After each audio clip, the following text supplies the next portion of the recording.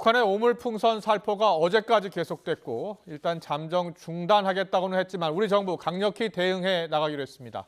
대통령실 국가안보실은 남북 간 상호 신뢰가 회복될 때까지 9.19 군사합의 전체 효력을 정지하는 안건을 내일 국무회의에 상정키로 했습니다. 대북 확성기 방송 재개를 위해서 필요한 절차를 하나둘 밟아 나가고 있는 것으로 분석됩니다. 취재기자 연결합니다. 신유정 기자. 네, 용산 대통령실입니다. 네, 우리 정부 어떻게 대응해 나가기로 한 겁니까? 네, 북한의 오물풍선 살포 등 도발에 대해 대북 확성기 방송 재개를 경고한 대통령실이 곧바로 후속 절차에 착수했습니다. 대통령실 국가안보실은 남북 간 상호 신뢰가 회복될 때까지 9.19 군사합의 전체 효력을 정지하는 안건을 내일 국무회의에 상정하기로 했습니다. 정부는 효력 정지 안건이 국무회의에 상정되면 의결할 방침인 것으로 전해졌습니다. 앞서 북한이 감내하기 힘든 조치를 하겠다는 NSC 긴급 상임위의 메시지 이후 북한이 오물풍선 살포를 중단했지만 강경 대응 기조를 이어가고 있는 겁니다. 김태효 NSC 사무처장 주재로 열린 실무조정회의에서 참석자들은 최근 북한의 일련의 도발이 우리 국민에게 실제적인 피해와 위협을 가하는 상황이라고 판단했습니다. 그러면서 이미 북한의 사실상 폐기선언으로 유명무실화된 9.19 군사합의가 우리 군의 대비태세에 많은 문제점을 초래하고 있다고 평가했습니다. 국가안보실은 이번 조치로 그동안 제약받아온 군사분계선 일대의 군사훈련이 가능해지고 북한의 도발에 대해 보다 충분하고 즉각적인 조치를 가능하게 해줄 거라고 설명했습니다. 남북은 지난 2018년 4월 판문점 선언과 9.19 남북 군사합의를 통해서 지상과 해상, 공중을 비롯한 모든 공간에서 적대 행위를 전면 중지하기로 하고 확성기 방송을 중지하기로 했습니다. 이에 따라 9.19 군사합의 효력 정지만으로 곧바로 대북 확성기 방송 재개가 가능해지는 것은 아니지만 방송 재개를 위한 걸림돌을 제거하는 상징적인 조치와 함께 법적 검토 절차를 밟아 나가고 있는 것으로 분석됩니다. 국가안보실은 향후 북한이 도발을 지속할 경우 이에 상응하는 조치도 추가로 취해 나가기로 했습니다. 지금까지 용산 대통령실에서 전해드렸습니다. 지난 주말 북한에서 날아온 오물풍선으로 인해 인천공항을 드나드는 항공기 60여 편이 차질을 빚은 것으로 나타났습니다. 국토교통부와 인천공항은 지난 토요일 밤과 일요일 아침 모두 3차례에 걸쳐서 96분 동안 이착륙 금지 등의 조치로 인해 운항 차질이 빚어졌다고 밝혔습니다. 인명이나 항공기 훼손 등의 물리적인 피해는 없었지만 다른 공항으로의 회항 5편을 비롯해서 이륙 지연과 복행, 착륙 지연, 공중 선회 등의 피해가 발생했다고 전했습니다. 북한의 오물풍선 살포에 정부가 대북 확성기 방송 재개를 검토하는 등 남북 간 긴장이 고조되는 가운데 여야는 내탓 공방을 벌이고 있습니다. 여당은 문재인 정부의 굴종적 대북 정책이 이번 사태의 원인이라고 진단했고 민주당은 윤석열 정부의 대북 전단 방치가 불러온 참사라고 맞섰습니다. 국회 취재기자 연결합니다. 박광열 기자. 네, 국회입니다. 네, 우리 정부가 대북 확성기 방송 재개를 검토한다고 하자 북한이 오물풍선 중단으로 물러선 분위기인데요. 여야 정치권 반응은 어떻습니까? 네, 국민의힘은 이 명백한 정전협정 위반 행위에 대해서 가장 효과적이고 치명적 방안을 책임지고 이행하겠다며 김정은 일가를 정조준했습니다. 이 대북 확성기 방송 재개 등 군 차원 심리전도 검토해야 한다며 정부의 단호한 대응을 촉구했는데요. 동시에 민주당과 전임 문재인 정부 책임론도 부각했습니다. 직접 들어보시죠. 문재인 정권과 민주당은 위장 평화 쇼를 위해 굴종적 대북관과 저자세로 일관하면서 김정은의 신기 경호에 몰두했고 철저히 반성하고 국민께 머리 숙여 사과해야 합니다. 네, 반면 민주당은 북한의 오물투척은 대북 전단 살포로 촉발됐다며 윤석열 정부발 안보 위기라고 목소리를 높였습니다. 정부의 대북 확성기 방송 재개 검토를 겨냥해 안보 위기를 조장해서 정권 불안을 해결하려는 의도가 아니냐며 북한 자극은 안보에 도움이 되지 않는다고 비판했습니다. 이거 핑계로 안보 위기 조장에서 국민의 희생 위에 정권의 안전을 도모하는 그런 몰상식한 절대로 해서는 안 될 행위 하지 않기를 경고합니다. 네, 22대 국회 상임위원장 배분 등 여야 원구성 협상은 여전히 평행선을 달리고 있죠. 네, 법사위와 운영위 여기에 과방위를 사이에 둔 이 여야 대치가 해결될 기미를 보이지 않고 있습니다. 이 민주당은 입법 안수와 정권 견제를 연일 강조하며 원구성 법정 시한인 오는 7일 처리를 재차 강조했습니다. 이미 시간과 기회는 충분히 줬다고 주장했는데요. 이어서 들어보겠습니다. 시간 내에 결론이 나지 않으면 국회 법과 다수결의 원칙에 따라 결론을 내는 것이 총선 민심과 민주주의 원리에 부합하다는 말씀을 드립니다. 네, 국민의힘도 가만히 있지 않았는데요. 이 171석 민주당이 300석 국회를 좌우하려는 것이야말로 이 민의의 왜곡이자 의회 독재라고 맞받았습니다. 들어보겠습니다. 이제 힘자랑하면서 애쓰는 정치는 그만하시기 바랍니다. 남의 것 다 빼앗아 혼자 무리하게 드시면 큰 배탈 난다는 거 꼭 유념하시기 바랍니다. 네, 다만 야당의 표결 강행에 대한 현실적 저지 수단이 마땅치 않고 또 야당이던 21대 국회처럼 이 모든 상임위를 내준 뒤 여론전을 하기엔 이 국정을 책임지는 집권 여당이라는 측면이 이 고민의 지점으로 다가온다는 분석도 나오고 있습니다. 네, 각 당 내부 상황도 정리해 주시죠.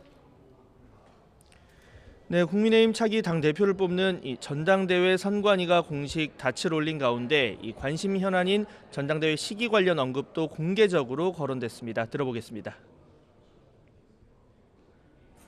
전당대회를 가급적 올림픽 경기 시작 전에 맞춰볼까 합니다. 네, 다음 달 26일로 예정된 이 올림픽 개막식 전, 즉 7월 말 전에 이 당대표를 뽑겠다는 건데 이와 함께 현행 당심 100% 경선 룰 문제, 또 집단지도 체제 도입 여부 등에 대한 논의도 본격화할 전망입니다. 이 민주당은 최근 주요 화두인 당원권 강화 관련 의견을 수렴하며 이 속도 조절에 돌입했습니다. 이재명 대표와 이 5선, 4선 의원들과의 만남을 시작으로 한 이 선수별 간담회를 통해서 당원 주권 강화를 포함한 이 본격적인 논의에 착수했습니다. 달라진 이 정당의 문화에 변화에 잘 적응하는 게 필요하다. 그런 관점에서 여러 토론이 있었습니다.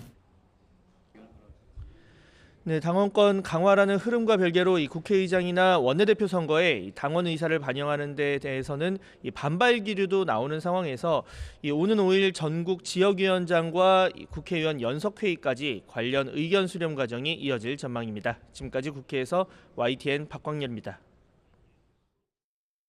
윤석열 대통령이 취임 후 첫 국정 브리핑을 열고 동해에 최대 140억 배럴에 이르는 석유와 가스가 매장돼 있을 가능성이 크다고 발표했습니다. 산업통상자원부의 탐사 시추 계획도 승인했는데 결과는 내년 상반기쯤 나올 것으로 보입니다. 강희경 기자의 보도입니다. 취임 2주년 기자회견 이후 다시 용산 대통령실 브리핑룸에선 윤석열 대통령이 첫 국정 브리핑에 나섰습니다. 윤 대통령은 경북 포항 영일만 앞바다에서 막대한 양의 석유와 가스가 매장돼 있을 가능성이 크다는 물리탐사 결과가 나왔다고 밝혔습니다. 규모는 최대 140억 배럴에 이를 것으로 보입니다.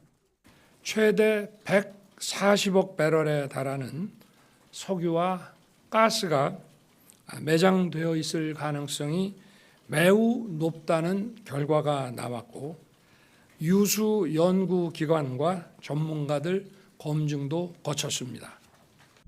우리나라 전체가 사용할 때 기준으로 천연가스는 최대 29년, 석유는 최대 4년 넘게 쓸 수 있는 양이라고 윤 대통령은 전했습니다. 현재 가치로는 삼성전자 시가총액의 5배, 즉 2천조 원 넘는 수준입니다. 과다한 또 기대감을 일으킬 수 있어서 제가 좀 조심스럽긴 합니다만은 140억 배럴로 현재 가치로 따져보면 삼성 총 시총의 5배 정도가 됩니다. 윤 대통령은 실제 석유와 가스가 존재하는지, 매장 규모는 얼마나 되는지 확인하는 단계로 넘어갈 차례라며 산업통상자원부의 탐사 시추 계획을 승인했다고 밝혔습니다. 사전 준비 작업을 거쳐 금년 말에 첫 번째 시추공 작업에 들어가면 내년 상반기까지는 어느 정도 결과가 나올 것입니다. 매장이 확인되면 2027에서 2028년쯤 공사에 착수해 상업적 개발은 2035년쯤 시작될 거란 전망이 나옵니다. 이번 발표를 국정브리핑 첫 주제로 선정한 건 그만큼 국민에게 미치는 영향이 클 것으로 보이기 때문이라고 대통령실은 설명했습니다. 앞으로도 윤 대통령은 주요 현안에 대해 직접 수시로 소통하는 기회를 가지며 소통 강화 행보를 이어간다는 방침입니다. YTN 강희경입니다.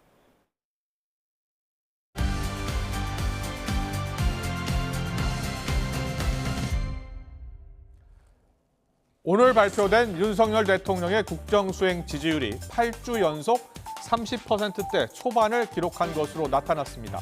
리얼미터가 에너지경제신문 의뢰로 조사한 결과를 보면 보수의 심장으로 불리는 대구, 경북에서도 긍정평가가 41%, 부정평가가 53.7%로 나타났고 60대 연령대에서도 긍정이 35.6%에 그쳤습니다.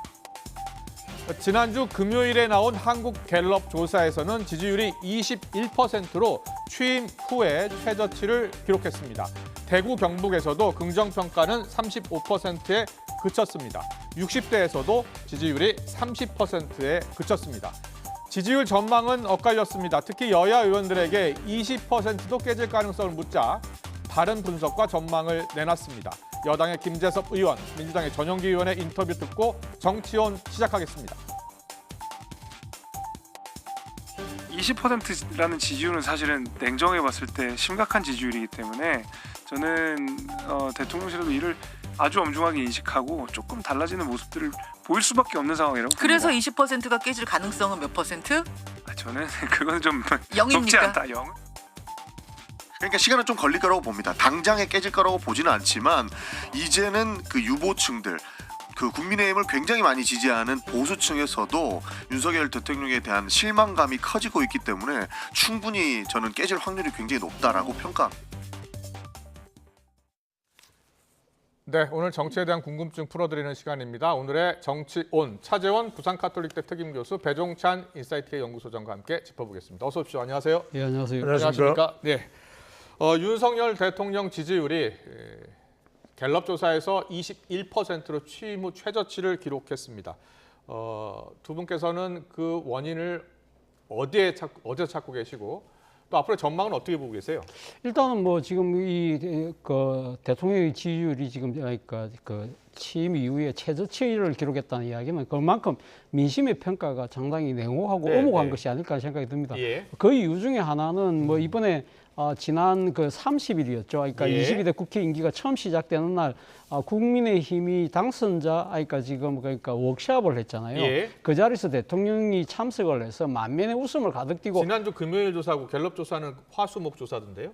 그렇죠. 화수목 조사이긴 합니다만 그날 지금 그런 부분들이 이제 대통령의 인식 자체가 상당히 문제가 있다는 것이죠. 그러니까 지금 이 국민들의 생각은 그런 겁니다. 오늘 사실은 어떻게 보면 오늘 나온 결과도 그런 것이죠. 그러니까 지난해 이번 총선에 대해서 이 결과에 임하는 대통령의 자세가 상당히 뭔가 지금 착각하고 있는 것이 아닐까라고 본다는 것이죠. 예를 들면 5월 28일 날 최상병 특검과 관련된 재의결이 결국은 부결됐잖아요. 그런 부분들이 아마 여권의 입장에서는 아마 단일 대우를 형성했다. 그렇기 때문에 거기에 대한 만족감처럼 비치는 부분에 대해서 국민들은 절대 그런 건 아니다. 이런 부분을 분명히 이야기하고 있는 것 같고요. 그리고 지금 총선이 끝나고 난 지 50일 정도가 됐습니다만 총선 민심을 과연 대통령께서 제대로 새기고 거기에 맞는 국정 기조의 변화를 보여주고 있느냐. 그렇지 못하다는 데 대한 민심의 해초리가 저는 이러한 이 지금 상당히 저조한 지지율로 나타난 것이 아닐까라는 생각이 든다는 겁니다. 알겠습니다. 자, 배종찬 소장님께서는 뭐 여론조사 분석을 오래 하셨기 때문에 가장 큰 이유가 어디에 있는 것으로 보고 계세요? 가장 큰 이유는 총선 여파가 일단 크다고 봐야 될 거고요. 윤석열 대통령의 핵심 지지 기반이 대륙주입니다. 대구, 경북 그리고 60대 주부층인데 이들이 이제 이전처럼 이탈을 했다고도 금방 복귀가 되지 않는 거죠. 아, 그렇군요. 그만큼 회복이 더딜 수밖에 없는 것이 총선의 충격파 이후에 이른바 이제 대구 경북도 그렇고 PK 지역도 그렇고 이전 같으면 이제 위기감에 따른 결집을 합니다만 이제는 그 위기감을 이제 차단시키는 또 회복하는데 돌아가는 것을 정지시키는 그게 뭐냐면 바로 이제 특김이거든요. 바로 이제 최상병 특검법과 그리고 이제 김건희 여사 특검법이니까 이것들이 이제 더 간망하게 만들고 있는 거죠. 이른바 대구 경북과 부산 울산 경남에서는 와그라노 현상. 제가 전에도 말씀드렸지만 윤석열 대통령을 임기 2년까지는 총선 직전까지는 계속 좀 흔들려도 굳세게 지지를 해왔는데 그게 이제는 관망하면서 지켜보겠다. 그러니까 웬만한 이슈에는 이제 움직이지 않는 그런 현상 때문에 갤럽 조사 같은 이제 전화 면접 조사는 20%대 그리고 자동응답 조사는 30%대의 이런 행보 현상이 이 박스권 현상이 길어질 수 있다고 봐야 되겠죠. 그렇군요. 그런데 여론조사 기관에서 근무한 경험이 있으시니까요. 그런데 갤럽 조사는 21%, 리얼미터 조사는 30%대예요. 어떤 차이가 있는 거예요? 가장 큰 것은 이제 전화 면접 조사와 자동응답 조사의 응답의 차이는 무응답의 차이가 있습니다. 그러니까 조금 더 우리가 이제 흔히들 이야기 쉽게 설명드리기 위해서는 그래도 자동응답 조사는 정치에 대한 관심도가 높은 사람들이 그나마 이게 여론조사에 응답하기가 쉽지 않은데 적극성을 띠고 응답하는 것이기 때문에 대통령에 대한 지지층에 대한 응답도 비교적 전화 면접 조사보다는 높게 나오는 것이고요. 그렇군요. 전화 면접 조사는 오히려 잘하고 있다 또는 잘못하고 있다보다는 뭐 평가를 유보하는 무응답층의 비율이 더 높다고 봐야 되겠죠. 그렇군요. 이 관련해서 최근 나온 여론조사와 관련해서 홍준표 대구시장이 과거에 자기 자신과 관련된 여론조사가 잘못 나온 적이 있다라고 하면서 여론조사 응답률이 몇 퍼센트 이하로 나오면 공표하지 말아야 한다는 주장을 폈어요. 그 주장에 대해서는 어떤 생각이세요? 동의하지는 않습니다. 물론 그것은 이제 홍준표 시장의 정치적 해석에 따른 발언이기 때문에 다분히 뭐 정치적 의미를 가지고 발언을 했겠죠. 하지만 이전에도 말씀드렸습니다만 일부에서는 미국에서는 응답률이 25% 미만인 경우에는 언론에 발표하지 않는다 이런 이야기인데 그런 미국에서의 규칙과 조항이나 법률은 없습니다. 다른건데. 그리고 이제 일각에서는 몇 퍼센트 미만이 되면 발표하지 말자고 하는데 그럴 수가 없는 것은 응답률이라고 하는 것은 조사가 끝난 이후의 결과값일 뿐이지 또 응답률이 높다고 해서 조사의 신뢰도가 매우 높다. 그렇군요. 응답률이 낮다고 해서 이 조사는 믿을 수 없다라고 단정 지을 수 없기 때문에 이건 중앙선거여론조사 심의위원회의 관련 내용에 대한 설명이기도 했습니다. 그렇군요. 그래서 다분히 여론조사에 대한 결과에 대한 민감한 반응이 있는 것은 이해가 되나 정치적인 발언에 대해서 동의할 수는 없습니다. 알겠습니다. 차주영 교수님, 앞으로의 전망도 중요하고요. 앞으로 어떻게 해야 또 윤 대통령 입장에서는 지지율을 올려야 하는지 어떻게 제언해주고 싶으십니까? 일단 뭐 윤 대통령 입장에서는 앞서도 제가 말씀드렸습니다만 국민의힘의 의원들의 단일 대우로에서 나타난 당심을 볼 것이 아니라 저는 민심을 봐야 된다는 생각이 듭니다. 아무래도 지금 이게 총선에서 그러니까 국민들이 지금 현 정권에 대한 심판의 결과가 이번 총선의 결과라고 한다면 거기에서 나타난 민심을 적극적으로 수용할 필요가 있는 것이 아닐까 하는 생각이 듭니다. 그렇다고 한다면 무엇보다도 이제 중요한 것이 소통의 노력이시겠죠. 물론 오늘도 대통령이 직접 나와서 국정 브리핑의 형태를 통해서 뭔가 소통하는 모습을 보이긴 했습니다만 아직까지 그 진정성이라는 측면에서 많은 분들이 고개를 갸웃거리고 있다는 거죠. 예를 들면 지난번 취임 2주년 기자회견 같은 경우에 상당히 날카로운 질문들이 있었음에도 불구하고 약간은 동문서답하는 듯한 모양새를 보인다든지 그리고 정말 국민들이 궁금해하는 부분에 대해서 정부가 제대로 된 뭐 특히 대통령이 앞장서서 그런 이야기를 지금 못 내놓고 있다는 부분인 것이고 또 하나의 부분은 결국은 인사의 문제 아니겠습니까? 인적 쇄신을 통해서 뭔가 국정기조의 변화를 이야기를 한다고 했는데 지금 현재 대통령실 중심으로 지금 벌어지고 있는 인사들을 본다고 한다면 소위 말하는 낙선자들끼리 지금 돌려막기 하고 있는 거 아닌가. 그래서 지금 대통령실이 지금 낙선자 뭐 집합소라는 이야기가 있는 이야기까지 나오는 것이고 특히 여기다가 과거 박근혜 대통령 탄핵 때의 문고리 3인방의 주역이라고 할 수 있는 정호성 전 비서관의 발탁 이 부분에 대해서는 아마 보수 지지층들도 정확하게 생각하는 부분이 분명히 있을 거예요. 그리고 지금 총리 교체와 관련된 부분은 거의 지금 사라져 버렸잖아요. 네. 더 나아가서는 제가 생각했을 때는 결국은 지금 그러니까 여야 협치를 통한 뭔가 국민 통합의 모습을 보여야 되는데 여전히 야당과의 지금 관계가 개선되고 있지 않잖아요. 그런 부분들은 이 최상병 특검법에서 나타났듯이 지금 총선 민심이 지금 요구하고 있는 그 지금 특검법을 무조건 거부하고 있는 상황, 이러한 부분들이 바뀌지 않는 이상 쉽게 지지율의 반전이 이루어지긴 어렵다는 생각이 듭니다. 예. 최상병 특검법에 대한 입장을 워낙 확고하게 밝힌 상황이어서 지금 당장 수용하기는 어려울 것 같고요. 그렇죠. 자, 어떻게 해야 윤석열 대통령 지지율이 반등할 것으로 보세요? 그렇습니다. 우선 이제 머리 글자로 말씀드리면 대통령의 지지율이 올라가기 위한 해법은 있습니다. 이른바 수일계 전략입니다. 수일계 전략은 뭐냐면 먼저 뭐예요? 지금 우리 YTN이 준비한 한국갤럽의 지역별을 볼까요? 결과를 먼저 좀 보여주시면요.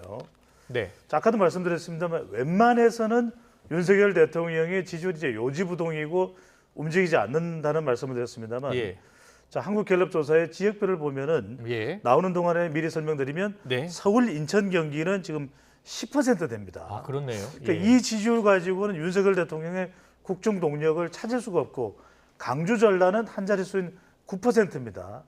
게다가 부산, 울산, 경남도 30%가 넘지 않는 상황에서 수일계라고 말씀드린 것은 바로 수용성입니다. 그러니까 웬만큼 윤석열 대통령이 받아들일 수 있는 것은 받아들일 필요가 있는 거죠. 가령 이태원 특별법도 그랬지만 간호사법 관련해서도 적극적으로 지금 의료 공백이 있는 상황에 받아들일 수가 있다. 그러니까 웬만하면은 받아들일 수 있는 건 받아들여. 두 번째는 이제 결국 윤석열 대통령의 지지율을 지금 꽉 묶어놓고 있는 것은 최상병 특검법과 김건희 여사 책임이거든요. 그래서 지금 연령대별로 한 번 더 보여주시면 준비가 지금 되어 있죠. 그래서 연령대별로 대통령 한국갤럽 지지율을 보시면은 지금 20대에서도 그렇습니다만은 지금 30대는 10%, 40대는 8%, 지금 60대라 하더라도 30%의 간신히 특허를 난 정도입니다.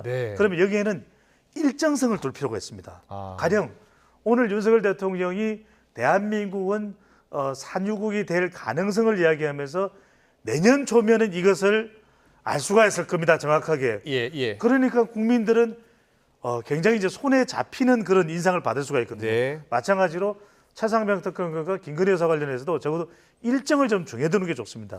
검찰의 수사 그리고 공수처의 수사를 적어도 3분기까지는 기다려달라. 그래도 안 되면 어떻게 해야겠다. 마지막 짧게 말씀드리겠습니다. 그다음에 이 개혁 과제를 좀 더 적극적으로 5대 개혁 과제인데 이걸 좀 더 속도감을 높여서 하게 될 경우에는 2030 세대, 일부 호남 그리고 무당층까지 끌어들이면서 대통령의 지지율을 더 올릴 수 있을 것으로 보입니다. 알겠습니다.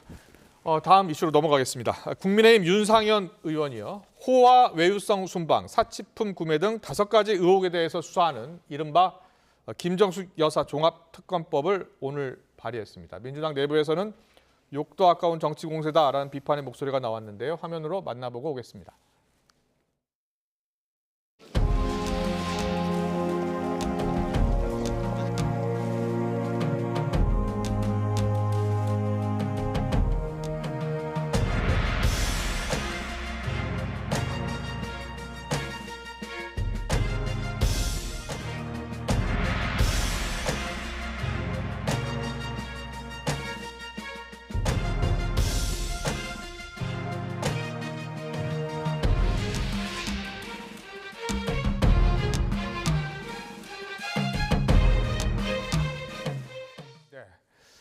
윤상현 의원이 김정숙 종합특검법을 발의했습니다.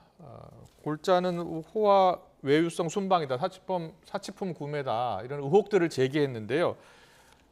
여당 내에서도 여러 목소리가 나오고 있는 것 같아요. 차정 교수님 특검법 발의에 대해서 어떤 생각이세요? 일단 뭐 윤상현 의원 입장에서는 사실 지금 김정숙 여사의 인도 방문 이 부분에 대해서 문재인 전 대통령이 사실 그러니까 이 영부인의 단독 외교, 첫 번째 단독 외교라고 아주 높게 회고록에서 그렇게 이야기를 하는 바람에 이것이 사실은 어떻게 수면 위로 부상을 했잖아요. 그런데 문제는 이 지금 문 전 대통령의 주장과는 달리 사실 여러 가지 지금 의혹이 일어나고 있다. 첫 번째는 그러니까 인도의 초청이 아니라 일종의 뭐랄까요, 그러니까 셀프 초청처럼 지금 진행되었다는 부분들이 지금 의혹이 있는 것이고 또 하나는 지금 사실은 어떻게 보면 수행 단장이 알고 보니까 그러니까 지금 김정숙 여사가 아니라 예. 도종환 당시 문체부 장관이었는데 특별수행원 자구역으로 가면서 결국은 대통령 전용기를 띄워서 상당히 국고 낭비를 초래했다. 거기다가 지금 국고 낭비와 관련해서 지금 예. 지난 주말에 이제 뜨겁게 지금 논쟁이 되고 있는 부분이 사실 6천만 원이 넘는 기내식 비용이라는 부분이죠. 이러한 부분들에 대한 국민적인 의혹이 커지고 있는 상황이기 때문에 뭐 지금 윤상현 의원 입장에서는 이런 부분들에 대해서 국민적 의혹을 해소하기 위해서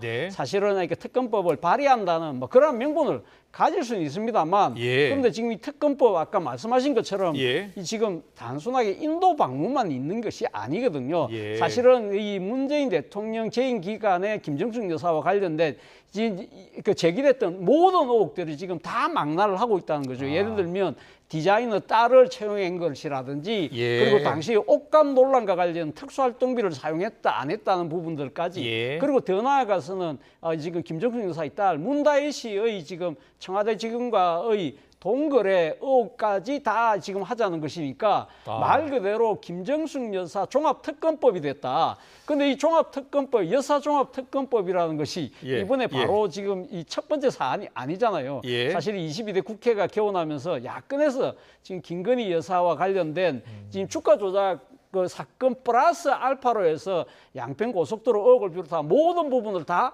종합특검을 하자는 식으로 이야기를 하니까 마치 지금 거기 비슷하게 맞대응하는 듯한 모양새를 보이고 있다. 그렇기 때문에 야권의 입장에서는 상당히 지금 김건희 여사와 관련된 이 지금 이 의혹 제기에 대한 물타기 아니냐 그렇게 보는 것이고 또 특히 더 나아가서는 사실은 지금 김정숙 여사와 관련된 부분은 사실은 검찰이 수사를 하면 되는 것이거든요. 그런데 야당에서 지금 김건희 여사에 대한 부분을 특검 가자는 논리는 사실은 어떻게 검찰의 입장이 살아있는 권력에 대한 수사가 좀 부실할 수 있으니까 그 때문에 특검을 가자는 거고 지금은 지난 정권에 대해서 가면 검찰은 뭐가 줄여서 수사를 하지 못할까요? 그렇다고 한다면 이거는 약간은 좀 뭐랄까요? 이 특검은 정쟁이라고 이야기했던 그동안 여당의 논리와 거꾸로 되는 자가당착이 아니냐는 그런 지적까지 낳고 있는 것 같습니다. 그렇군요. 자, 이 민주당에서는 김건희 여사 물타기 방탄용이라는 입장을 밝혔고 이준석 전 대표는 좀 생쇼 아니냐라는 또 비판을 했어요.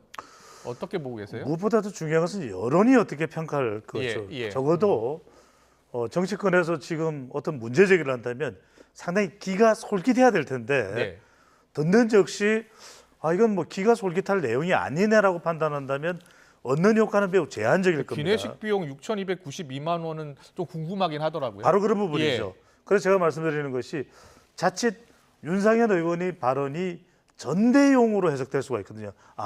전당대회 출마를 저울질하면서 본인의 존재감을 부각시키는 것인가. 그만큼 또 궁금한 부분도 있습니다. 방금 전에 김행국께서 말씀하셨던 대로 기내의 비용이 들었다든지 아니면은 인도의 일정 중에서 타지마를 방문할 때의 그런 내용들이라든지 그런 부분들은 말 그대로 장황설이 아니라 예리하게 그러니까 결과적으로 뭐든 벨 수 있는 칼이라는 것은 예리해야 되거든요. 그런데 자칫 이거 내용들을 장황하게 늘어놓고 김정숙 여사 종합특검을 한다고 했을 때 얻을 수 있는 효과는 그러니까 이제 워낙 이제 특검 전국이 되기 때문에 국민의힘에서도 우리는 어떤 특검을 할까 이런 하나의 메뉴로서 그런데요?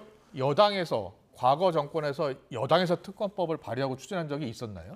별로 없죠. 그래서 제가 드리는 말씀이에요. 그러니까 다분히 정치적인 움직임으로 해석될 수밖에 없다라는 것인데 정리를 하면 그렇습니다. 이제 결과적으로는 국민의힘이 뭐 윤상현 의원이든 다른 의원이든 간에 가장 지금 얻어내야 되는 것은 중수청이거든요. 중도와 수도권과 청년층들이 공감할 수 있는 내용이라면 조금 더 구체적이고 예리하고 설득력이 있는데 그러기에는 명확하거나 명료하거나 명쾌한 그런 어떤 반응이 나오기는 쉽지 않기 때문에 궁금한 게 있다면은 저는 충분히 국회 차원에서 질문을 통해서 지금 뭐 수사도 진행 중에 있기 때문에 그런 부분들은 얼마든지 가능은 하다고 봅니다. 알겠습니다. 앞서 윤상현 의원의 전대 출마 가능성 이야기 전대용이다라는 말씀을 해주셨는데 성일종 의원은 공동 발의자로 사인할 생각이 없다라고 이야기하더라고요. 약간 지도부 차원에서 선긋기를 좀 하려는 것 아닌가라는 생각도 드는데 어떻게 예상하세요? 제가 방금 전에 말씀드린 예. 거죠. 그래서 저는 이게 추진 동력을 얻기는 쉽지는 않을 거예요. 왜냐하면 추진 동력을 얻으면 적어도 여론조사에서도 적어도 한 10명 정도에서 뭐 5명 반 정도는 55% 정도는 종합특검을 하는 것이 맞다라는 여론이 나올 텐데 그러기는 쉽지 않을 것이거든요. 그런 만큼 이제 성일종 의원의 경우는 지금 비대위에서 사무총장을 맡고 있습니다. 그렇다면 자칫 비대위를 앞두고 역풍이 불 수도 있기 때문에 좀 수위 조절을 하고 있다고 봐야 되겠죠. 방금 전에 짧게 정리를 하면 김행국께서 말씀하셨던 대로 꼭 필요한 사안에 대해서는 그 부분을 예리하게 질문할 수도 있겠지만 너무 장황하게 종합특검 그러면 별로 내용은 없는데 그냥 많은 내용으로 제시하기 위해서 종합특검이라는 이름을 붙이는 것 아닌가라는 그런 또 인식을 가져올 수도 있겠죠. 알겠습니다. 지금 뭐 특검 정국이라는 표현까지 등장을 했습니다. 야당에서는 이제 김건희 여사 특검법 발의하겠다고 했고요. 또 지금 조국혁신당에서는 한동훈 전 비대위원장 특검법도 이제 1호 법안으로 발의를 하지 않았습니까? 이 지금 뭐 특검 정국은 어떻게 보고 계세요? 일단 뭐 사실 어떻게 보면 이 지금 그 한동훈 특검법 같은 경우는 지금 발의한 정당이 조국혁신당이잖아요. 조국혁신당이 사실 지난 총선 때 본인들이 그러니까 공약을 한 1호로 공약한 부분이 이 검찰 독재 정권 종식을 이야기하면서 사실은 1호 법안으로 한동훈 특검법을 내겠다고 했기 때문에 자신들이 공약을 이행하는 측면이 분명히 있는 것이죠. 민주당에서는 어떻게 대응할 거예요? 그러니까 민주당은 아마 한동훈 특검법과 관련해서는 약간은 조금 소극적인 자세인 것 같아요. 본인들의 입장에서는 지금 당장 필요한 특검법은 김건희 여사와 관련된 부분을 먼저 하는 것이 낫다고 생각하는 것 같고 특히 이 지금 그러니까 조국혁신당이 이야기하는 한동훈 특검법의 소위 초점이 물론 여러 가지 내용들이 있습니다만 마치 한동훈 전 비대위원장, 국민의힘 비대위원장을 겨냥한 듯한 모습이기 때문에 자칫 잘못하면 이런 야당이 전부 다 총체적으로 한동훈 비대위원장과 맞서는 형국이 사실은 그 한동훈 전 비대위원장이 지금 정계 복귀를 다시 지금 모셔가고 있다 이야기가 나오고 있는데 오히려 정치적 관심을 쏟아주고 정치적 덩치를 키워줄 수 있다고 판단하는 것 같아요. 그리고 본인들이 지금 추진하고 있는 여러 가지 정치적 사안들에 대한 관심을 흐릿할 수도 있다는 생각 때문에 상당히 아마 소극적이다. 그렇다고 한다면 아마 조국혁신당의 지금의 자체의 그러니까 추진력만으로는 이것을 관철시키기는 쉽지 않겠다라는 생각이 듭니다. 짧게만 좀 말씀해 주세요. 저는 한동훈 전 위원장 관련된 특검법이 대표적인 겁니다. 마치 김정숙 종합특검에 대해서도 비판의 목소리가 높아지는 것처럼 한동훈 특검법의 내용들을 보면은 뭐 딸과 관련된 내용, 지난 청문회 과정에서 딸과 관련해서 제대로 파악조차 못하고 청문회 발언을 했던 것이 민주당 아닙니까? 그래서 이모신데 이모와 같이 논문을 뭐 어쩌고 저쩌고 하는 내용. 그러면은 저는 한동훈 전 위원장과 관련된 내용도 분명히 합리성 그리고 구체성 그리고 또 공감성이 있는 그런 내용들이 있다면 그런 내용에 대해서는 한동훈 전 위원장이 아니라 누구라도 특검법이 아니라 특검법 이전에 국회에서 살펴야 될 일이 있으면 살펴야 되겠죠. 상임위원회가 되든 그런데 이 부분은 전혀 공감을 저는 일반적으로 얻기는 매우 어렵다. 정치적으로 공세를 하는 차원에서 조국 대표를 지지하는 사람들 또는 조국혁신당을 지지하는 층에서는 가능한 일일지 몰라도 아까도 말씀드렸지 결과적으로는 중도층에서는 역풍이 올 수도 있는 사안 아니겠습니까? 그래서 차재원 교수님 말씀대로 이것이 오히려 한동훈 전 위원장의 몸집을 더 울려주는 것일 수도 있는 것이고 오히려 조국혁신당이 12명의 비례정당으로 구성되어 있는 비례정당 투표에서 당선이 된 의원들로 구성이 되지만 그래도 정말 12명의 그 경쟁력을 오히려 국민들은 요구할 수 있거든요. 그러면 오히려 뭐 민생 법안 어떤 것이 조국혁신당이 더 잘할 수 있는 그런 법안들이 가령 1호 법안으로 나온다면 12명의 의원이지만 120명 또는 175명 못지않은 그런 반응이 나올 텐데 한동훈 전 위원장에 대한 특검법 가지고는 저는 정치적 공세다라는 해석이 강할 것으로 보입니다. 알겠습니다. 잘 들었습니다. 22대 국회 이제 개원한 지 얼마 안 됐는데요. 야당 일부 의원들이 윤 대통령 축하한 이 수령 거부를 하면서 정치권의 공방으로 이어지고 있습니다. 영상으로 만나보고 오겠습니다.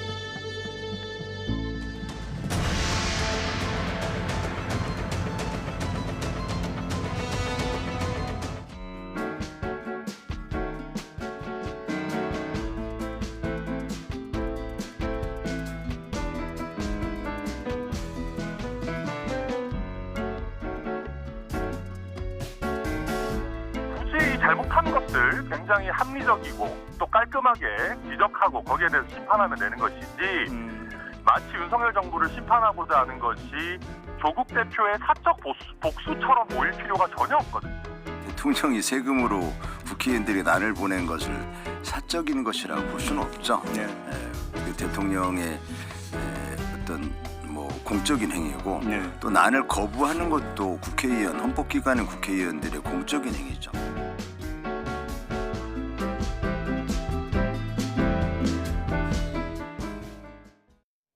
네, 차정 교수님께 먼저 여쭤볼게요. 네. 차 교수님은 이제 국회에서도 근무해 보신 네. 적이 있고요.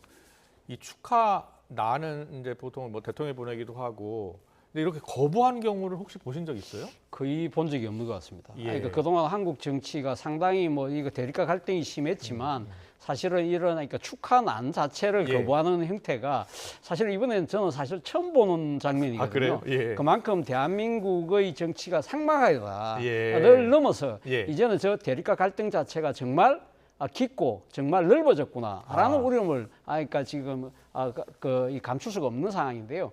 사실 어떻게 보면 나는 죄가 없죠. 나는 죄가 없는데 사실 지금 그러니까 이 난을 보낸 사람이 윤석열 대통령이잖아요. 대통령 개인 자격으로 보냈을까요? 저는 그렇게 보지 않습니다. 행정부 수반으로서 그러니까 지금 입법부의 각 개별 헌법기관인 국회의원들이 임기를 시작하기 때문에 행정부 수장으로서의 뭐랄까요? 그러니까 입법부와의 협력, 대화, 그런 차원에서 상생의 정치를 위한 그러한 메시지로 보냈다는 것이고 이러한 부분들은 지금 어제 오늘 이야기가 아니고 상당히 오랫동안 지금 대한민국의 한 정치적 관행으로 지금 있었다는 것이죠. 그렇기 때문에 이러한 부분들을 지금 대통령의 정치적 행태에 대해서 불만은 많을 수 있죠. 이번에도 이야기했듯이 최상병 특별법의 거부라든지 이런 식으로 민심의 역주행에 대해서 상당히 그러니까 질타는 할 수 있지만 이런 지금 대통령의 난을 자체를 이렇게 거부하는 행태 자체가 자칫 잘못하면 이것이 지지층만 바라보는 정치가 아닐까라는 또 이런 상황을 그러니까 지금 자아낼 수 있다는 것이고요. 그런 측면에서 본다고 한다면 이번에 지금 조국 혁신당에서 거부하신 분들이 많은데 조국 혁신당 의원 중에 박은정 의원 같은 경우는 좋다. 남이 무슨 죄가 있느냐. 나는 잘 키우겠다. 잘 키워서 윤 대통령이 퇴임하실 때 내가 돌려주겠다. 그렇게 하면서 뭐라고 이야기를 했냐면 본인 생각에는 윤 대통령의 대통령으로서의 업무의 밀접성과 사실 난을 보낸 행위가 자칫 잘못하면 이해 충돌의 소지가 있기 때문에 이런 관행은 바꿨으면 좋겠다는 이야기를 했거든요. 그런 이야기를 다 같이 했더라고 하면 어땠을까라는 아쉬움이 납니다. 그렇군요. 백윤찬 소장님은 이 난, 대통령의 축하난 이 공방을 어떻게 보세요? 받아야죠. 난망하다. 난망 시대냐, 수난 시대냐, 대난 시대냐.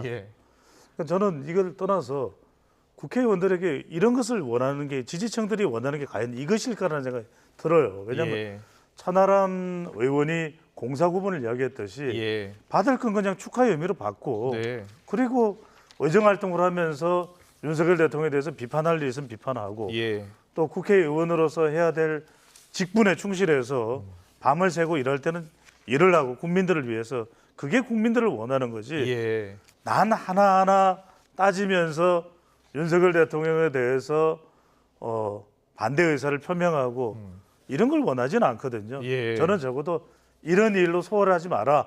정말 할 일을 잘하는 국회의원들의 모습을 보고 싶습니다. 알겠습니다. 잘 들었습니다. 최근 MBS 여론조사 하나 짚고 갈게요. 목요일 발표된 거였는데요. 이재명 대표의 임기가 올해 이제 8월로 다가오는데 이재명 대표의 연임을 놓고 여론조사를 했습니다. 그리고 한동훈 전 비대위원장 전당대 출마 관련 여론조사도 했고요. 잠깐 보여주세요. 이재명 대표의 연임 적절성을 물었는데 부적절하다 49%, 적절하다 39% 나왔고요. 한동훈 전 비대위원장 전당대회 출마도 물어봤습니다. 적절하다 37, 부적절하다 47 나왔습니다. 자, 지금 한동훈 전 비대위원장은 이제 전당대회 출마 여부를 공식적으로 밝히진 않았고요. 이재명 대표 역시 공식적으로 다시 당대표에 출마하겠다라는 입장을 밝히지 않았지만 당내에서는 연임론이 거의 확실하다는 의견이 많고요. 지금 여론조사는 무엇을 의미하는 겁니까? 제가 생각했을 때 그렇습니다. 일단 지금 그러니까 이재명 대표의 연임에 대해서 상당히 반대 의견이 높고 예. 또 한동훈 전 비대위원장의 전당대회 출마에 대해서도 반대 의견이 높다는 부분은 예. 아마 전체적인 여론의 한 방향을 분명히 보여주고 있지만 여기에서 우리가 분명히 하나 이 유념해서 볼 대목은 사실은 지금 이제 민주당의 지금 지지층들은 어떤 생각을 하고 있을까? 그러니까 아마 지금 MBS 제가 구체적인 내용은 아직까지 제가 잘 기억이 안 납니다만 상당수의 민주당 지지층들은 이재명 대표의 연임을 찬성하고 있거든요. 그 반대로 그러니까 지금 한동훈 전 비대위원장의 전당대회 출마에 대해서 국민의힘은 또 찬성한다는 거예요. 그런데 거꾸로 지금 그러니까 이 이재명 대표 연임에 대해서 국민의힘 지지자들은 아주 강하게 반대하고 지금 한동훈 비대위원장의 출마에 대해서도 민주당 지지층은 또 강하게 반대하는데 어쨌든 이것이 총체적으로 봤을 때는 아무래도 지금 그러니까 부정적 평가가 더 많다는 이야기는 두 사람의 지금 정치 행위에 대해서 전반적인 여론은 상당히 그러니까 지금 부정적인 요소가 강하다고 이야기를 할 수 있겠죠. 특히 지금 뭐 이재명 대표의 연임 같은 경우는 사실 연임과 관련해서 지금 민주당 내에서 지금 제기되고 있는 이유 중에 하나, 이 행위 중에 하나가 당헌 당규의 개정이지 않습니까? 그거와 관련해서 대권 당권을 분리했던 그래서 이 지금 그러니까 대권에 출마한 사람 같은 경우는 당권을 그러니까 대선 1년 전에 내려놓아야 된다. 그 부분을 지금 바꾸겠다는 거 아닙니까? 그거는 결국 이재명 대표를 연임을 가정을 해서 하는 이야기인 것 같은데요. 만약에 지금 이재명 대표가 연임할 경우에는 2016년 3월 달, 그러니까 대선 1년 전인 2016년 3월 달에 물러나야 되거든요. 문제는 그렇게 물러날 경우에는 2026년 그러니까 6월 달 3개월 뒤에 바로 지방선거가 있다는 것이죠. 그럴 경우에는 그럼 어떻게 하느냐 그런 부분이 있는 것이고 또 한편으로 지금 한동훈 전 비대위원장 같은 경우도 마찬가지입니다. 한동훈 비대위원장 같은 경우는 사실은 뭐 국민들이 왜 이렇게 반대를 하느냐 사실은 어쨌든 간에 그러니까 여당의 총선 참패에 이렇게 지휘부로서의 책임을 져야 된다. 그런 부분이 있는 것이고 그리고 지난 총선 때 한동훈 전 비대위원장이 자신의 정치적인 콘텐츠를 제대로 못 보여줬잖아요. 그렇다고 한다면 이 짧은 시간 동안 자신의 국정 철학, 비전, 시대 정신 같은 걸 과연 제대로 보여줄 수 있을까에 대한 의구심도 작용을 하기 때문에 부정 여론이 많은 것 같습니다. 자, 배 소장님 어떻게 분석하고 계신가요? 저는 뭐 다른 것보다는 민심 무서운 줄 알아라. 선거 결과가 어떻게 되었든 또는 지지율이 어떻게 되었든 정말 중요한 건 민심이다. 방금 전에 보여드렸던 지금 설명 짧게 하겠습니다만 설명 도중에 이재명 대표의 연임 또 한동훈 전 위원장의 전대 출마 여부 그래프를 한 번씩 더 보여주시면 좋을 것 같은데 부적절하다가 49%가 높은데 49%로 더 높은데 지난 총선에서 민주당이 완성을 했던 충청에서도 연임이 부적절하다가 더 높습니다. 그리고 중도청에서도 연임이 부적절하다가 더 높아요.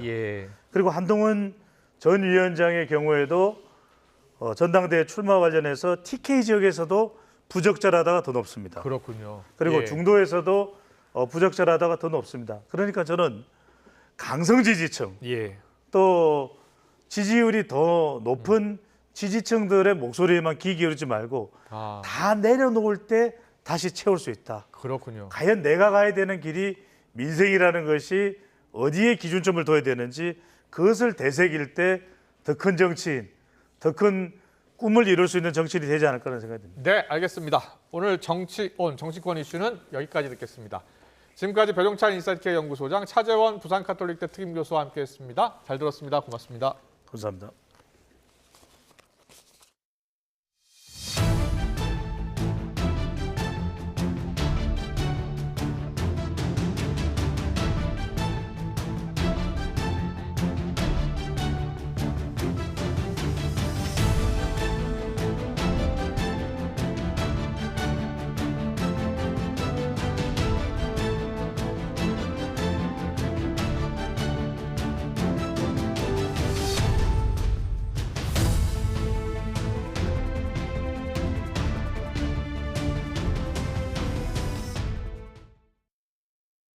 명나라 때 박물학자인 이시진은 본초 강목에서 석유는 고려에서 나니 서감에서 솟아서 샘물과 섞여 흐르며 빛이 검고 유황 기운이 있는데 그곳 사람이 뜨다가 등을 켜니 대단히 밝았다고 적었습니다.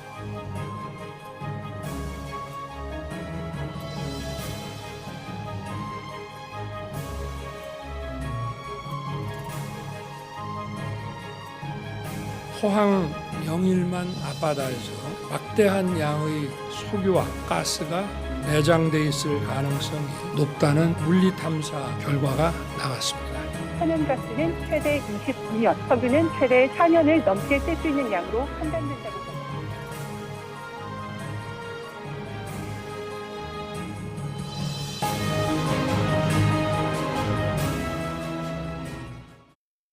네, 포항 앞바다에 막대한 양의 석유와 가스가 매장돼 있을 가능성이 높다는 이 물리탐사 결과에 따라서 정부가 시추 계획을 승인했습니다. 관련 주가가 오늘 폭등했습니다. 네, 한편 이혼 소송으로 1조 3천억 원의 재산 분할 판결을 받은 최태원 SK그룹 회장이 심력 끼쳐 죄송하다며 그룹 경영에 최선을 다할 거라고 했지만 경영권 분쟁 가능성으로 주가는 사흘째 급등했습니다. 정철진 평론가와 짚어보겠습니다.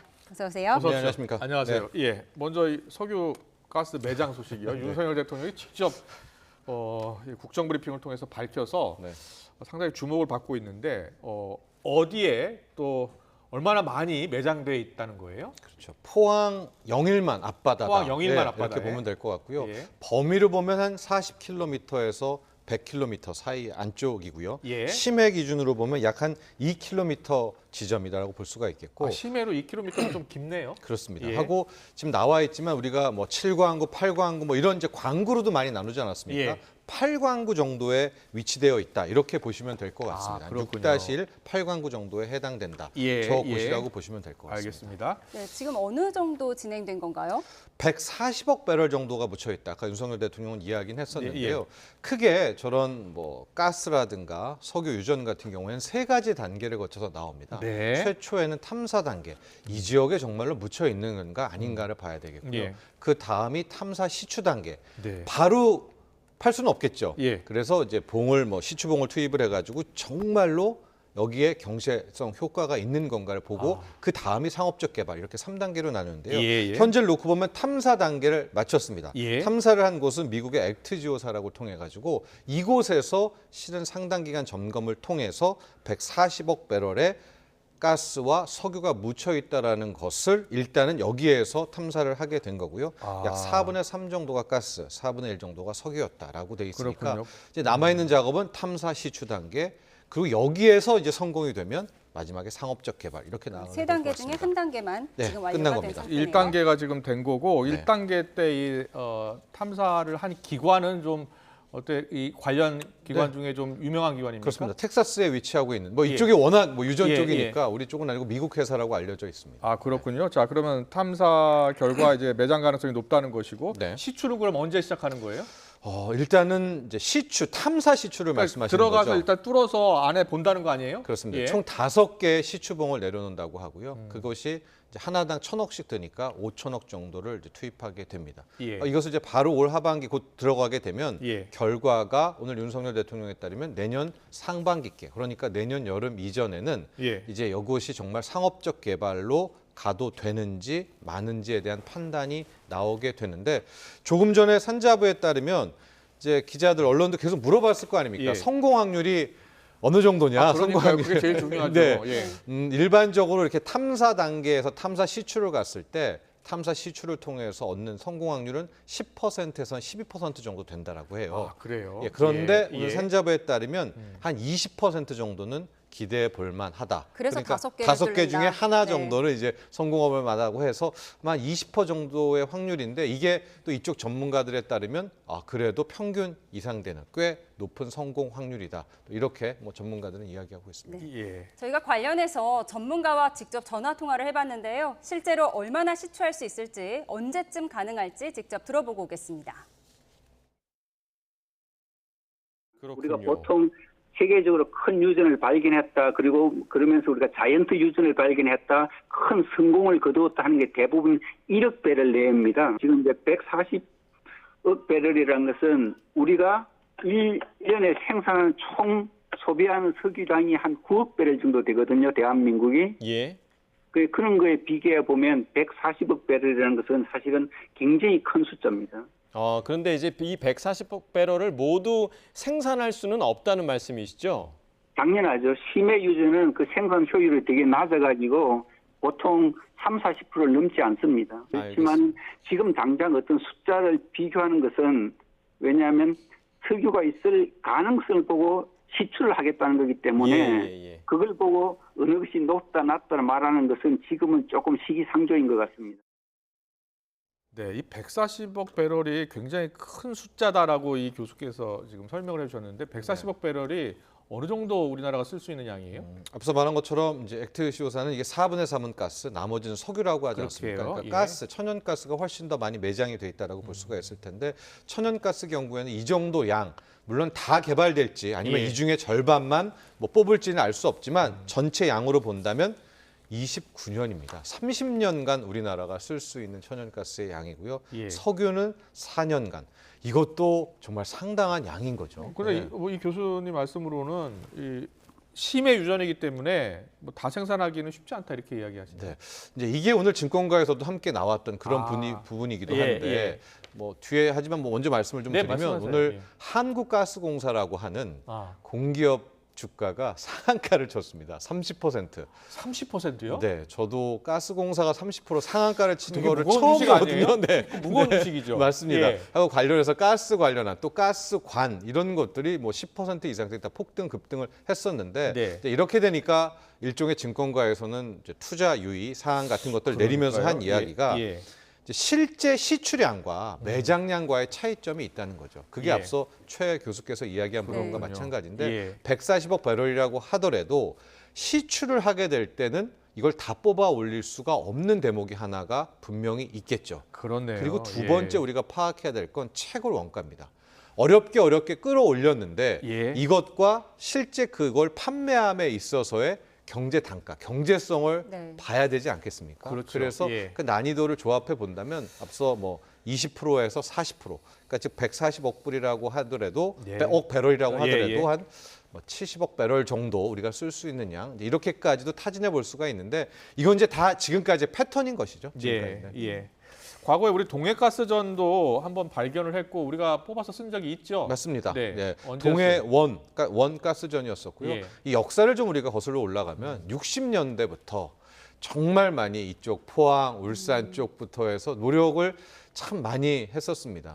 박정희 정부 때 우리가 오일 쇼크 경험하면서 우리 걸 찾자라고 해서 그때 정말 많은 여기에 노력을 기울였고 기억하시는 분도 있겠지만 막 제7광부 막 이런 가요도 있을 정도로 노력을 많이 했었으나 번번이 잘 안 됐었고요. 실제 또 발견된 곳들은 경제적인 부분, 아까도 뭐 채굴 단가 이런 걸 얘기했는데 효과가 없다가 90년대에 개발했던 동해가스전에서 그래도 정도 사이즈가 나오는 곳을 실제적으로 탐사해 4,500만 배럴 맞습니다. 나왔다고요? 그래서 4,500만 배럴의 가스를 우리가 끌어올렸었고 이건 일단 종료는 됐었지만 이게 지금까지 상업화에 성공했던 그리고 사이즈가 좀 됐던 건데 4,500만 배럴이요.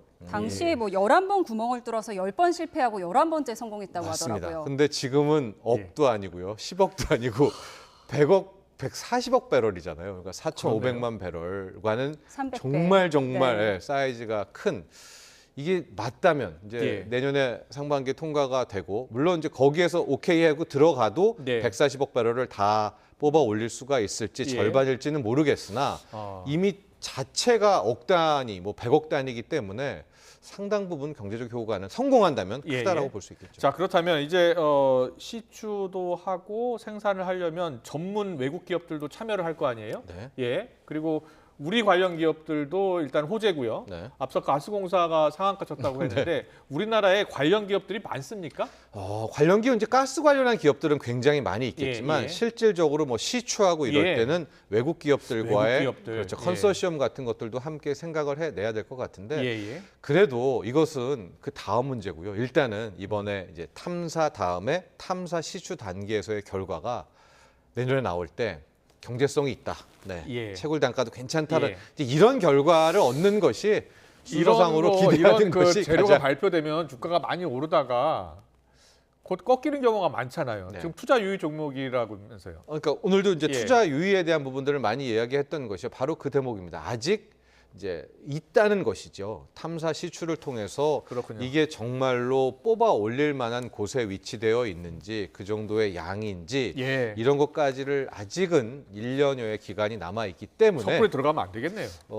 그러나 예. 시장은 또 항상 들뜨기 마련이고요. 그래요? 네. 당분간 갈 것 같습니까? 그게 하나가 있고 예. 또 하나는 이랬던 것 같아요. 이제 대통령이 직접 예. 첫 번째 국정 브리핑을 통해서 이야기를 한 것이었고요. 예. 이게 뭐 2년 뒤에 결과가 나와 3년 뒤에 결과가 나오는 것도 아니라 거의 한 10개월에서 12개월 내에 그렇군요. 결과가 나오는 거니까 이것은 현 정부 입장에서도 예.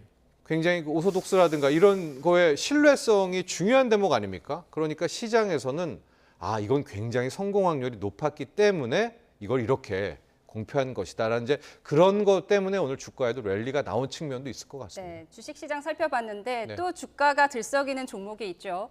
네, 최태원 SK 회장이 노소영 관장 이혼 소송 2심에서 1조 4천억 원에 가까운 돈을 줘야 한다고 하는데요. 확정 판결 전이지만 이미 3거래일째 주가가 들썩이고 있습니다. 정확히 어떤 주식인가요? SK주, SK 그룹주들이 다 움직이고 예, 있지만요. 예. 핵심은 SK주와 SK우선주. SK우선주가 훨씬 더 크게 반영을 하고 있는데요. 예. SK우선주 같은 경우에는 상한가도 갔다가 오늘은 갔다가 좀 풀린 상황이기는 한데 우선주라는 개념이 실제 의결권은 없으나 똑같은 주식에 비해서 배당 수익률, 배당을 좀 더 주는 거거든요. 예. 거기에서 우리가 힌트를 찾아야 됩니다. SK 주가도 많이 올랐지만 특히 SK 우선주 주가가 더 올랐다라는 것은 앞으로 이런 것들을 시장은 가정하고 있는 것이죠. 어떤 이제 걸 아직 가정하고 대법 판결은 있는데요? 안 나왔지만 예, 예. 대법 판결에서도 이제 이 판결이 유지된다면 예. 최태원 회장은 현금을 마련을 해야 되는데 네. 지금 어떤 식의 계산을 해도 1조 3천 우선주는 의결권이 없잖아요. 맞아요. 그 예. 대신 배당을 많이 받죠. 그러니까 의결권 없는 주식이 주가가 더 오른 이유는 뭐예요? 배당 때문인데 배당 이런 때문이다? 거죠. 1조 3,800억을 쉽게 마련하지 못할 것 아니겠습니까? 예. 그렇다고 최태원 회장이 가장 많이 들고 있는 이 SK 지분을 팔 수도 없는 게 네.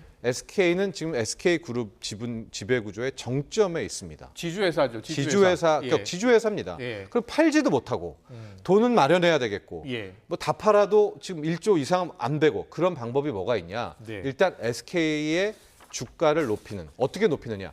주주환원 정책을 강력하게 쓸 것이란 말이에요. 그러면 예. 배당도 많이 하면 지분을 갖고 있는 최태원 회장은 현금도 많이 마련할 수 있겠고요. 그렇군요. 또 주주환원 정책 통해서 배당을 높이게 되면 주가가 올라가서 주식담보대출을 받을 수 있는 담보가액도 늘 수 있지 않느냐라는 그런 가정에서 SK 주가가 올랐고 특히 배당을 좀 더 많이 주는 SK 우선주가 폭등을 한 겁니다. 그랬군요. 그런데 지금 최대 관심이 노소영 관장이 어떤 생각을 갖고 있느냐가 중요하잖아요. 네. 근데 노소영 관장이 우호 지분 이야기를 변호사가 하니까 부인했어요. 네. 우호 지분 나 그런 얘기 한 적 없다라고 말한 이유는 어디에 있을까요? 정해진 바 이게 지금, 없다. 네, 예. 오피셜 기사가 안 나와서 여러 가지 의견이 예. 나오는데 이런 겁니다. 애당초 노소영 관장은 계속해서 네. 현금으로 달라는 얘기를 했거든요. 본인은 경영권에 관계가 없다. 그런데 어제 오늘 나왔던 게 노소영 관장 측에서 현금이 아니라 주식으로도 받을 수 있다라고 예. 하다 이제 그게 또 아니다. 이제 이런 얘기가 좀 나오. 판결문에는 그 관련 내용이 적혀 있었다고 하더라고요. 현금입니다. 예, 현금인데 네, 네. 그 안에 또 그 판결문을 보신 분이 얘기하시더라고요. 예, 그 말씀 계속하세요. 그렇기 때문에 약간 여기서는 이제 확인 작업이 필요할 것 같은데 현금과 지분으로 받는 게 여러 가지 차이가 있죠. 왜냐하면 주식 지분으로 받는다라고 하면 의외로 깔끔하게 이야기가 될 수가 있거든요. 왜냐하면은 이제 지분 가치로는 지금 전체적으로 최태원 회장의 재산이 한 4조 정도가 되니까요. 현금성 자산 외에도. 근데 문제가 그렇게 될 경우 SK 지배구조 정점에 최태원, 노소영, 최태원 두 명이 있는 건 아니겠습니까? 예. 그래서 노소영 관장 측에서 요구를 하든 안 하든 간에 제가 보기에는 최태원 회장 측에서 어떤 식으로든 돈을 마련하지 주식을 주면서 SK 지배구조에 SK 지분 말고 SK 실트론 이런 거에 예, 계열사들이 많이 있는데 글쎄요, 실트론 이런 지분을 받을까라는 생각도 좀 하고 있습니다. 제가 증권가에서 어떤 이야기들이 지금 돌고 있는지 좀 듣고 싶어서요. 네. 합의 가능성은 크지 않다고 하지만 최종적으로 합의를 통해서 SK그룹 계열사 경영권 분할이 가능한 것 아니냐 이런 분석이 있어서 한번 여쭤보겠습니다. 저는 아니라고 봅니다. 예, 최태원 회장이 그걸 포기할 거라고는 보지 않고요. 싫어서 둘이 모든 헤어졌는데 계열사를 다 갖고 SK그룹도 다 가지고 갈 것이다. 아니죠. 그러니까 핵심은 주 SK죠. SK 핵심인데 밑에 계열사들 뭐 비상정 등등이 있는데 그거는 뭐 떼어줄 수는 뭐 그걸로 지분을 준다면 받는다면 그건 줄 수가 있겠죠. 그건 크게 지배 구조에 상관없지만 그러나 지금 가장 핵심 구도는 SK인 것이고요. 그 SK 주식 외에 뭐 비상장 주식 등등을 노소영 관장이 받는다고 하면 뭐 그건 크게 대세에 지장이 없는 SK, 겁니다. 최태원 회장이 SK 주식 17.73%를 가지고 있는데 SK텔레콤 대주주이기도 하고 SK스퀘어 대주주이기도 하고 SK이노베이션의 대주주가 바로 SK란 말이에요. 그렇죠. 그 SK의 대주주가 최태원 회장이고요. 예. 저 지분을 가지고 있지 않으면 저 그룹 계열사들도 사실상 지배할 수 없는 거잖아요. 그렇죠. 예. 그러니까 저 SK 주식은 절대 주지 않을 것이다. 네. 예. 하고 저 팔지도 않을 것이다. 예. 그러고선 마련해야 되겠죠. 지배 구조에 대해서 살펴봤는데 사실 SK그룹은 아픈 기억이 있잖아요. 소버린의 악몽이라고도 하는데 2003년에 경영권 분쟁 당시에도 주가가 막 10배 가까이 폭등하기도 했어요. 네, 그래서 아마 친족들이 뭉쳐서 저 주 SK라는 지주회사를 완성을 하게 됐었고 SK 지분 정도는 지금 17%지만 뭐 친족 지분까지 이래저래 해서 꽤 확보를 했는데 그렇군요. 그러나 이제 저게 M&A의 대상은 저는 아니라고 봅니다. 어떻게든 사소하죠. 지금 뭐 많은 기사들이 나오고 있는데 저 소버린 사태가 2003년 사태인데 지금 SK 주식은 17만 원, 18만 원 하지만 그때는 한 5천 원 정도 하고 있을 때였어요. 그때 이제 소버린이 SK 지도부 이제 교체 요구하면서 지분 경쟁을 시작하고 그래서 저 주가가 5만 원 넘었고 그다음에 10만 원 넘고 지금은 이제 17만 원 넘는 상황 아니겠습니까? 그래서 경영권 분쟁이 붙으면 주가가 저렇게 오르지 않을까라고 기대 심리에 주식이 올랐다는 거예요. 맞아요? 맞습니다. 제가 2003년 당시에 뭐 소버린 기자회견 때도 기자로 그때 함께 했었는데요. 그때의 SK 지배구조, M&A에 대한 방어와 인식과 지금은 완전히 다르기 때문에 지금 계속해서 말씀드리지만 SK 주가가 급등하는 부분은 뭐 M&A라든가 지분 경쟁은 아니고요. 그렇군요. 오히려 주주환원 정책을 통해서 SK의 주가를 더 띄우기에 들어가지 않을까라는 기대감이 훨씬 크다라고 그렇다면 보여집니다. 최근에 주가 급등이 계속 이어지기는 어렵겠네요. 그렇죠. 어렵고 더 중요한 것은 지금 우리는 마치 이 판결이 대법원에도 확정 판결이 될 것으로 보고 있으나 이제 뭐 3개월이든 6개월 뒤에 대법원 판결의 결과는 뒤집힐 수 있다. 모르는 것 아니겠습니까? 모르긴 하죠. 그래서 많은 전문가들은 뭐 뒤집힐 가능성보다는 그대로 유지될 가능성이 높다고는 하더라고요. 그런 것들에 대한 일말의 리스크 관리인 것이죠. 알겠습니다. 네, SK가 뭐 최태원 회장의 형제들도 난감한 상황이라고 하는데요. 재편 추진 중이라고 하는데 이 기업 이미지 타격은 어쩔 수 없는 거 아닌가요? 그렇습니다. 하고 SK그룹은 사회적 기업으로도 굉장히 이제 우리 사회에도 빠르게 뭐 뿌리를 내렸었고요. SK그룹 자체, 특히 최태원 회장이 이끄는 쪽을 놓고 본다면 뭐 SK이노베이션, SK텔레콤도 크지만 마지막에 성장의 피날레를 쳤더니 SK하이닉스는 오롯이 또 최태원 회장의 역작이거든요. 하이닉스를 인수해서 만들고 지금 많이 올랐잖아요. HBM까지 오게 된 이제 이런 부분인 건데 여기에서 이번 이혼 소송을 통해 가지고 상당 부분 이제 기업의 브랜드 이미지에도 타격을 준 것은 어느 정도 부인할 수는 없을 것 같아요. 알겠습니다. 뭐 지금 최태원 회장 오늘 입장이 나오긴 나왔어요. 심각히좀 죄송하다라는 입장이 나오긴 했는데 뭐 하여튼 대법원에서 어떻게든지 뒤집으려고 노력을 하겠죠. 증권가에서는 어떻게 보고 있어요? 증권가에서는 이제 그 대목도 하나도 보고 있고, 뭐 대법원 판결을 보고 있고, 뭐 또 하나 측면이 그 300억 있지 않습니까? 봉투에 썼던 선경이라고 써 있고 어음이 들어갔었던 6장 부분인 건데 노소영 관장의 아버지. 이게 과연 이제 송옥순 여사가 갖고 있는 봉투인데, 그 당시에 노태우 전 대통령이 그걸 SK 측에 제공한 것을 지금 인정한 판결이거든요. 이 판결이. 왜냐하면 봉투에 선경이라고 써 있었고 어음이 들어 있었기 때문에 그것은 그냥 300억을 주기는 뭐하니까 어음을 받아서 거기다 넣고 봉투에다 썼다라고 하는 부분인데 그게 뭐냐 인정받은 건데 증권가에서 많은 이야기는 뭐냐면 그게 비자금이라면 과연 비자금을 통해서 성장한 대목인데 그 수혜를 오롯이 노소영 관장이 가져가는 게 또 맞느냐라는 이 또 로직이 하나가 나오거든요. 예. 그래서 아마 그런 300억의 비자금 유무에 대한 맞느냐 틀리냐도 또 다른 관건이 될 것 같습니다. 네, 오늘 설명 잘 들었습니다. 지금까지 정철진 경제평론가와 함께했습니다. 고맙습니다. 고맙습니다.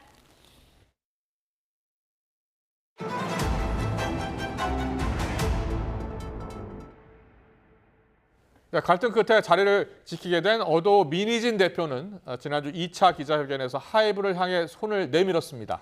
네, 왜 민 대표가 이런 선택을 했고 하이브는 어떤 결정을 내릴지 김승환 기자가 짚어봤습니다. 4월 1차 회견 때 편한 차림으로 카메라 앞에 선 민 대표는 욕까지 섞어가며 하이브의 맹공을 퍼부었습니다. 지난주엔 단정한 모습으로 나타나 큰 대조를 이뤘는데 메시지 또한 예상과 달리 화해의 카드였습니다.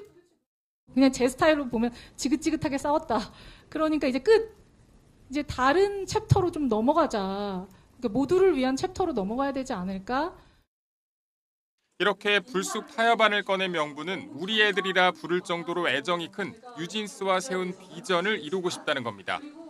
법원 결정으로 자리는 지켰지만 사실상 손발이 묶인 불안한 상태인 만큼 이를 타개하기 위한 승부수로 풀이됩니다. 저 그분들이랑 다 아는 사이예요, 너무나.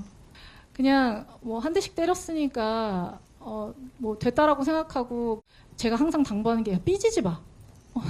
일할 때 삐지지 말자. 하이브는 민 대표의 화해 제스처에 일절 반응을 하지 않았습니다. 법원이 배신 행위를 인정한 부분에 주목해 후속 절차를 예고한 만큼 고소 사건 수사를 지켜보면서 또 다른 협의점을 찾아 문제 제기할 가능성도 있습니다.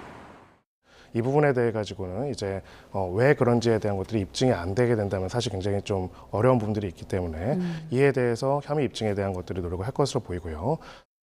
민희진 대표를 마냥 몰아세우며 쫓아내기엔 부담스러운 면도 적지 않습니다. 뉴진스 멤버들이 이번 소송 과정에서 탄원서를 내는 등 민 대표의 힘을 실어주는 모양새고 업계 안팎 피로감도 커지고 있기 때문입니다. 민 대표가 또 한 번 노련한 여론전을 통해 공을 던진 가운데 하이브가 반전 카드를 내놓을지 극적인 화해를 하게 될지 관심이 쏠립니다. YTN 김승환입니다. 최상병 순직 사건 외압 의혹과 관련해서 당시 관계자들의 통화 기록이 공개되는 가운데 고위공직자범죄수사처장이 추가 통화 기록을 빈틈없이 확보하겠다고 말했습니다. 오동훈 공수처장은 오늘 헌법재판소에서 이종석 헌법재판소장을 예방한 뒤 기자들과 만나서 이같이 말했습니다. 오 처장은 급한 건 통화 기록을 확보하는 문제라면서 통신사의 통화 기록 보존 시한인 다음 달까지 기록 확보에 최선을 다하겠다고 말했습니다. 앞서 해병대 수사단의 수사 자료가 경찰로 이첩된 지난해 8월 2일 윤석열 대통령과 이종섭 당시 국방장관이 3차례 통화한 기록이 확인되는 등 관련자들의 통화 기록이 잇따라 공개되면서 의혹이 커지고 있습니다.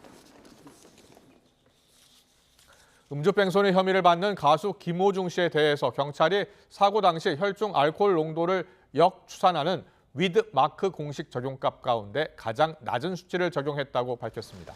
조지호 서울경찰청장은 오늘 열린 정례 기자간담회에서 김 씨의 위드마크 적용값 가운데 혈중 알코올 농도가 0.08% 이상인 면허 취소에 해당하는 수치도 나왔다면서 이같이 설명했습니다.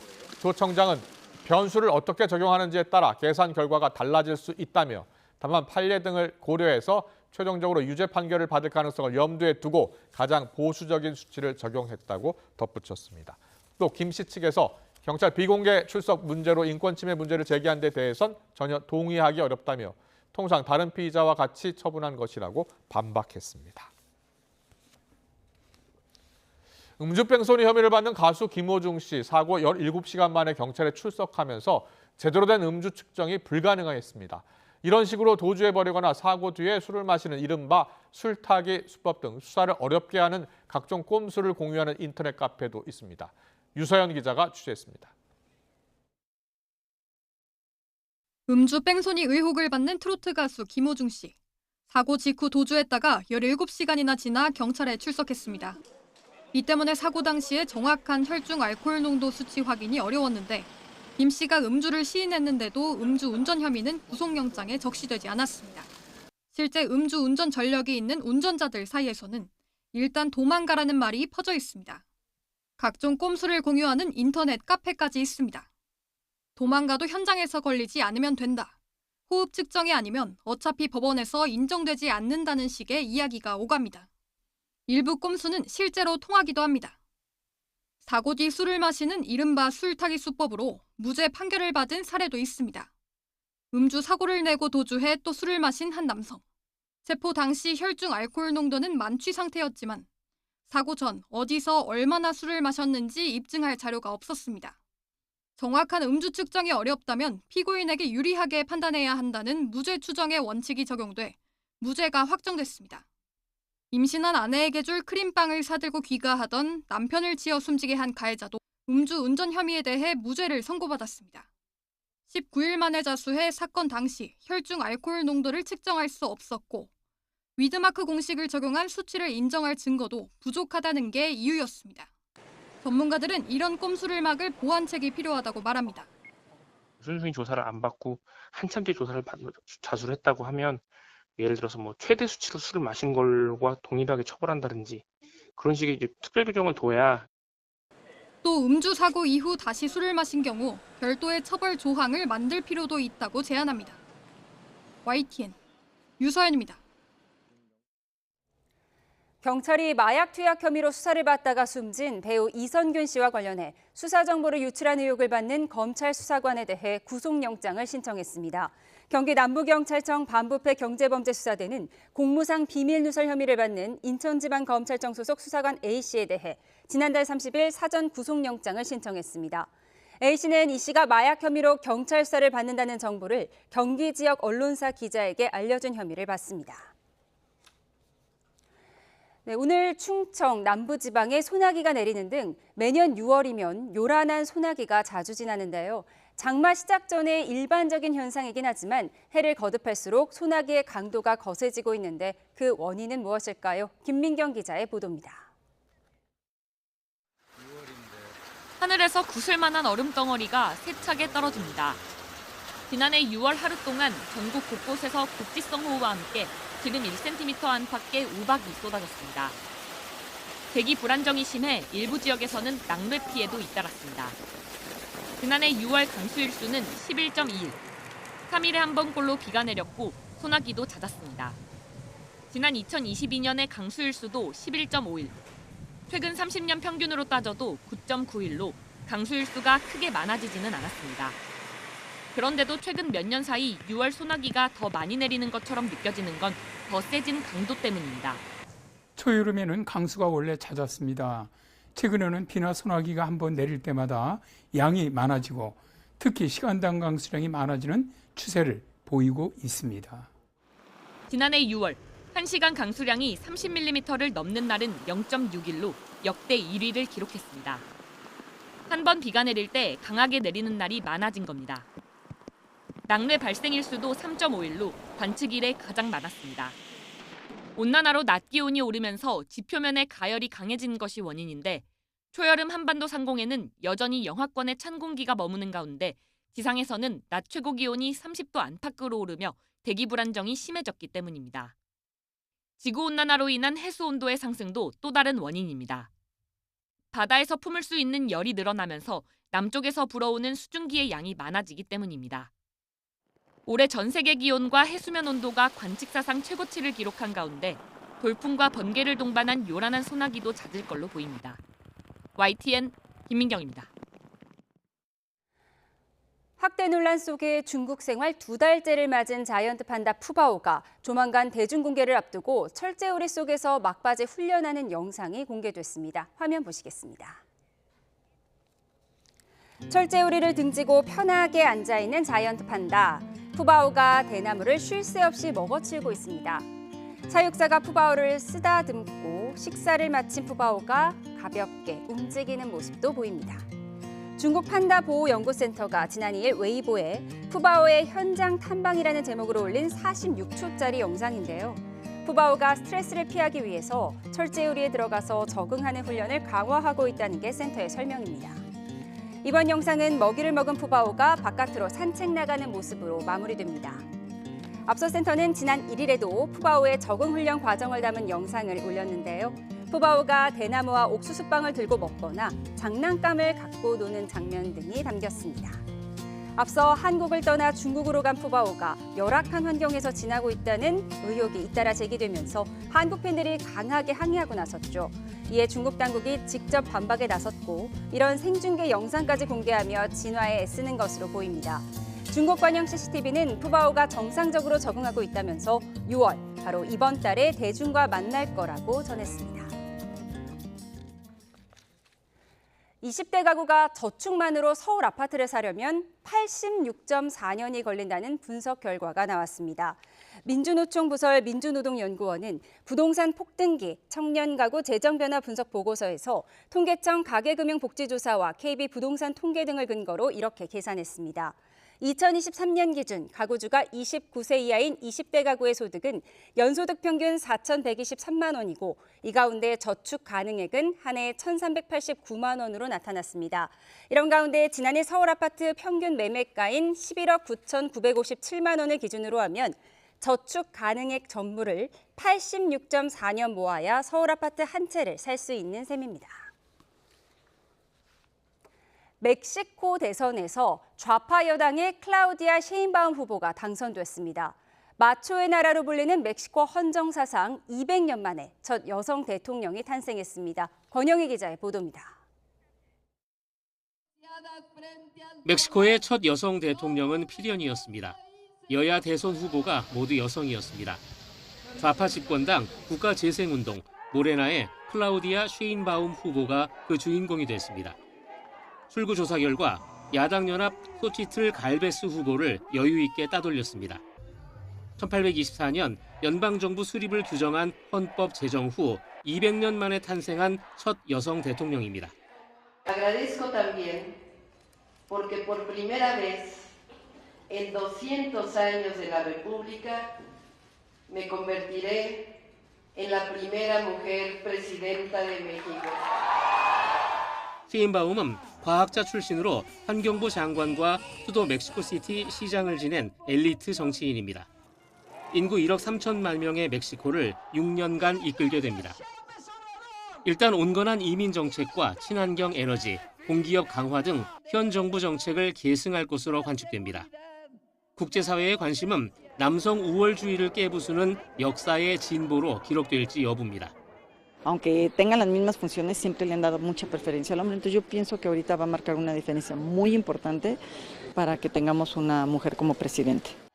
멕시코는 유난히 남성 중심 문화가 심합니다.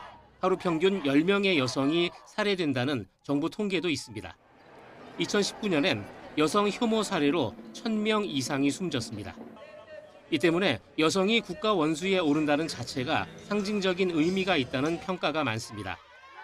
그러나 가정폭력이나 임금 격차 같은 여성 차별 해소가 국정 우선순위가 될지는 미지수입니다. YTN 권영입니다. 성추문 입막음 사건으로 유죄를 평결받은 트럼프 전 미국 대통령은 만약 법원이 징역형을 선고할 경우 국민이 받아들이지 못할 거라고 말했습니다. 트럼프 유죄에 대한 여론조사 결과 정치 성향별로 상반된 반응이 나타나 지지율에는 큰 영향이 없을 거란 분석도 나왔습니다. 워싱턴에서 권준기 특파원의 보도입니다. 폭스뉴스 진행자들과 90분 동안 마주 앉은 도널드 트럼프 전 미국 대통령. 성추문 입막음 사건 형량이 결정되는 선고 공판이 공화당 대선 후보로 공식 지명되는 전당대회 나흘 전인 7월 11일로 잡힌 건 우연이 아니라고 비판했습니다. 바이든 대통령 일당이 만든 게임의 일부라는 겁니다. 징역형이 나오면 어떻게 할 건지 질문에는 충분히 가능한 시나리오라면서 이렇게 답했습니다. That could happen. I don't know that the public would stand it. I'm not sure the public would stand for it. With a, tried house arrest or I think it would be tough for the public to take. At a certain point, there's a breaking point. 바이든 대통령 측이 자신을 민주주의에 대한 위협이라고 비판한 데 대해선 적반하장이라고 맞받았습니다. And they have misinformation. Donald Trump is a threat to democracy. It's just words. He doesn't even know what it means. But it's like their slogan. I'm a threat to democracy. I'm the opposite. They're the threat to democracy. 트럼프 전 대통령 유죄 판결에 대한 여론조사 결과 정치 성향에 따라 의견이 첨예하게 나뉜 것으로 나타났습니다. 이번 판결로 트럼프가 대선 출마를 접어야 한다는 응답이 절반에 달했지만 지지 정당별로 보면 민주당 79%, 공화당 16%로 간극이 컸습니다. 또 이번 기소가 정치적 동기에 의한 것이라는 답변이 47%로 정치적 재판이 아니라는 응답 38%를 웃돌았습니다. 결국 유죄 판결에도 불구하고 바이든과 트럼프에 대한 호감도는 32대 31로 재판 전인 3월과 별 차이를 보이지 않은 것으로 집계됐습니다. 워싱턴에서 YTN 권중기입니다. 지난 1일 일본 도쿄 야스쿠니 신사에 스프레이로 낙서한 용의자가 이미 중국으로 출국했다고 교도통신 등 일본 언론 등이 수사 관계자들을 인용해 보도했습니다. 이 남성은 당시 야스쿠니 신사 이름이 새겨진 신사 입구 돌기둥에 빨간색 스프레이로 화장실을 뜻하는 영어 단어를 쓴 혐의를 받고 있습니다. 낙서가 발견된 날 중국의 SNS에는 한 남성이 야스쿠니 신사 돌기둥에 빨간색 스프레이로 낙서하고 소변을 보는 듯한 모습이 찍힌 동영상이 올라왔습니다.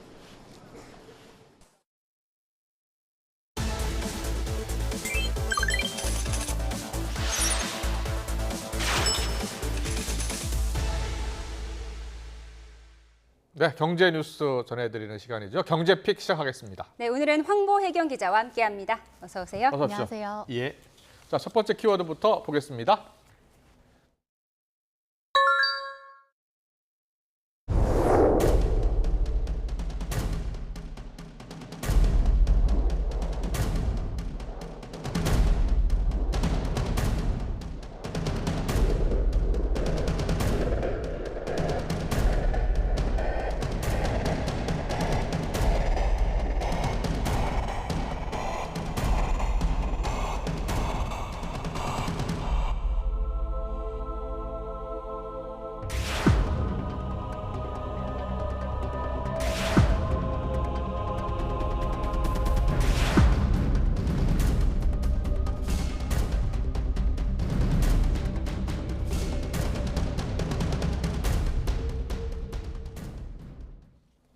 네, 최 회장의 첫 입장이 나왔는데 상당히 A4 용지 몇 장이에요? 두세 장에 달하는 정도로 꽤나 긴 내용이었습니까? 내용이었습니다. 네. 오늘 오전에 SK그룹에서 긴급회의가 열렸습니다. 이 자리에 참석한 최태원 회장이 이혼 소송 판결과 관련해서 직접 심경을 밝혔습니다. 그 내용을 보시면요. 최 회장은 우선 개인적인 일로 SK 구성원과 이해관계자 모두에게 심려를 끼쳐 죄송하다며 사과했습니다. 그러면서도 SK가 성장해온 역사를 부정한 이번 판결에는 유감을 표하지 않을 수 없다면서 SK와 구성원 모두의 명예를 위해서라도 반드시 진실을 바로잡겠다고 말했습니다. 또 기업 안팎에서 제기되는 경영상의 리스크에 대해서도 언급했습니다. 최 회장은 그룹 경영과 국가 경제에 차질이 없도록 최선을 다할 것이라면서도 그린, 바이오 등 사업은 질적 성장을 추구하고 AI 리더십을 확보해 나가겠다고 강조했습니다. 네. 명예회복을 강조했는데 그 노태우 전 대통령 등 과거 정부로부터 특혜를 받았다. 이 재판부 판결에 대해서도 이제 반박을 했다고요. 네, 그렇습니다. 최 회장은 오늘 회의에 참석한 그룹 CEO들의 입을 빌려서 과거 이동통신 사업 진출 과정에 특혜를 받았다는 의혹을 조목조목 반박했습니다. CEO들은 노태우 정부 당시 압도적인 점수로 제2이동통신 사업권을 따고도 정부 압력 때문에 일주일 만에 사업권을 반납한 것은 역사적 사실이고 자신들이 직접 경험한 일이기도 하다고 해명했습니다. 이어 SK 역사와 가치를 부정한 판결에 참담한 심경이라면서 명예회복을 위해 노력하고 경영 안정성을 우려하지 않도록 적극 소통할 것이라고 덧붙였습니다. 네, 오늘도 SK 관련 주가가 많이 올랐죠? 네, 이혼 소송 2심 판결 이후 3거래일째인 오늘도 일부 SK그룹주가 강세를 보였습니다. 우선 SK 우선주는 장중 23만 원까지 치솟으며 52주 신고가를 기록하기도 했고요. 전 거래일보다 19% 가까이 오른 21만 원대의 거래를 마쳤습니다. 또 장중 한때 18만 원 선을 넘었던 SK 주식은 최태원 회장 입장문이 나온 뒤로 상승폭을 줄이면서 17만 원 선에 마감했습니다. 이처럼 주가가 연일 오름세를 보이는 건 향후 경영권 분쟁이 벌어질 가능성이 커졌기 때문으로 풀이됩니다. 회사 경영권을 지키고 뺏는 과정에서 서로 주식을 사려는 경쟁이 붙을 수 있다는 기대감이 반영된 결과란 분석입니다. 다만 전문가들은 경영권 분쟁이 마무리되면 주가가 되돌아올 수 있는 만큼 투자에 주의해야 한다고 당부했습니다. 네, 이제 노관전 측 행보에 관심이 집중되고 있는데 어떤 입장을 밝혔습니까? 네, 우선 2심 판결대로 확정이 될 경우에 노관장이 재산 분할로 받은 1조 원대 현금으로 SK 지분을 매수하는 등 경영권에 참여할 수도 있을 거란 전망이 나옵니다. 이 때문에 노관장 측의 향후 SK그룹 경영권에 대한 입장이 중요했는데요. 노관장 측은 SK그룹 지배구조가 흔들리는 것은 원치 않는다. SK의 우호 지분으로 남겠다는 기존의 입장에 대해 대리인 가운데 한 명이 개인 의견을 얘기한 것으로 보인다며 선을 그었습니다. 그러면서 정해진 바는 없다며 하루 만에 입장을 정정했는데요. 이로 인한 SK 주가 변동성도 커진 상황입니다. 네, SK 주가 당분간 큰 관심사항일 것 같습니다. 네. 다음 주제 보겠습니다. 화면 주시죠.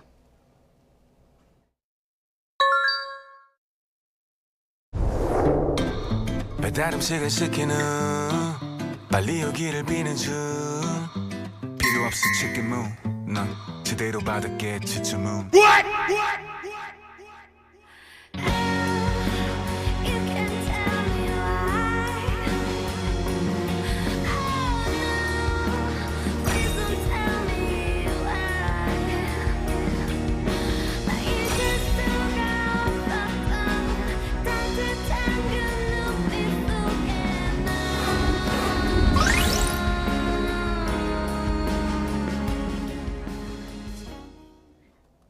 네, 이 포장은 이 업주가 하는데 근데 그 수수료를 왜 배민이 받아요? 네, 거기에 대한 우아한 형제들의 입장을 잠시 뒤에 살펴보도록 하고요. 예. 이 배달 앱으로 포장 주문해본 경험들 다들 있으실 텐데요. 이 배달의 민족을 운영하는 우아한 형제들은 앞으로 점주들에게 배달뿐만이 아니라 포장 주문을 받는 경우에도 중개 이용료를 받기로 했습니다.